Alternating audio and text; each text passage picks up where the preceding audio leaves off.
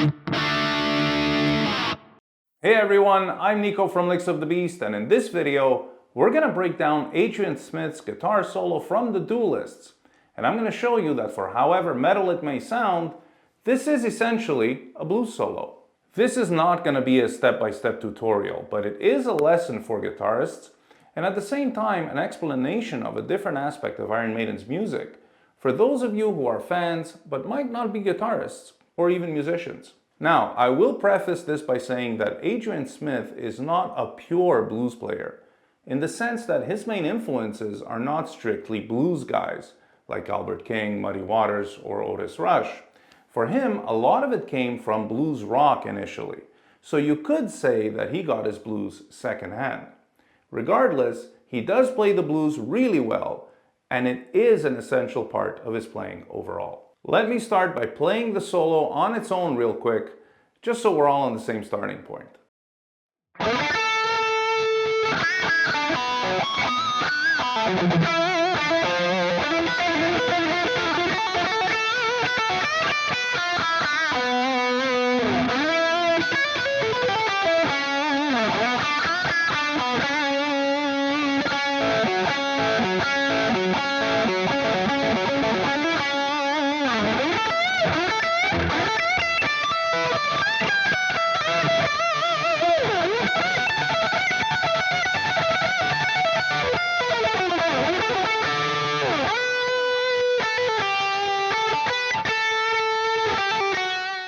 Okay, now I'm going to play the same solo over a 12-bar blues progression.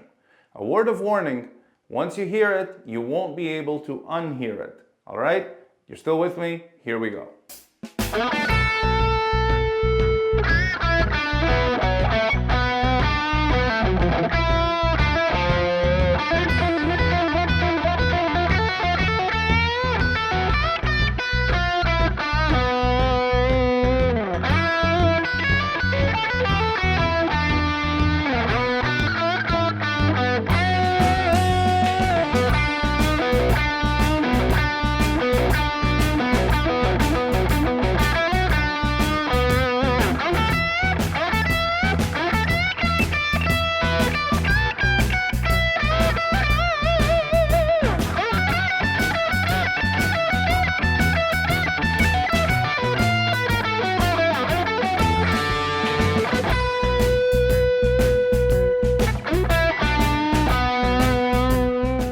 So the first thing some of you might have noticed is that you're not subscribed to the channel.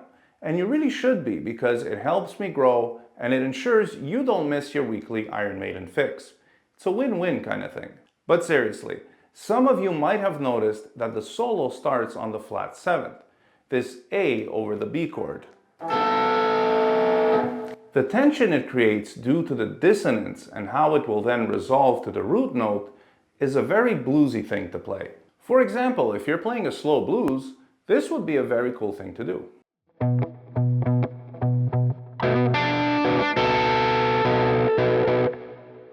Then you get this phrase here,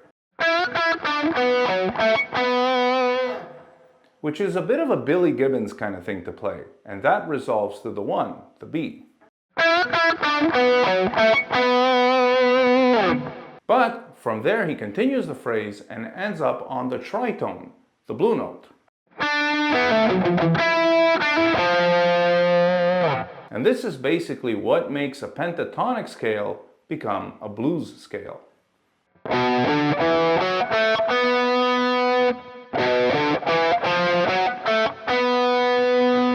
So once again, it's a very bluesy thing to play. And this is all just in the first lick. The next lick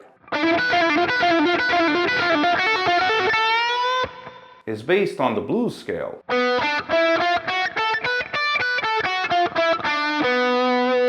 And it makes very good use of the blue note, the flat 5 or tritone. And it ends with this staggered rhythm.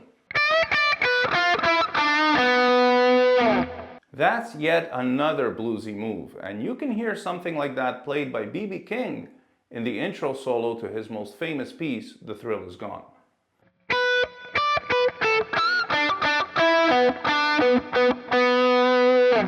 The next licks are obviously very blues sounding, And although I had to change one note in the third and fourth lick just to make it fit a little better over the 12-bar blues, they were clearly bluesy, especially this one.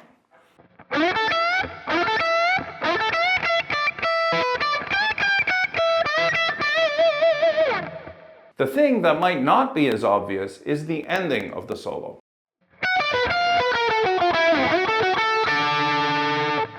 This is essentially a blues turnaround. And if you're not familiar with the term, a turnaround is basically the little phrase in the last two bars of a blues progression, like a 12-bar blues, to literally turn the thing around and back to the beginning. There are many possible turnarounds, but the most easily recognizable one is probably some variation of the good old.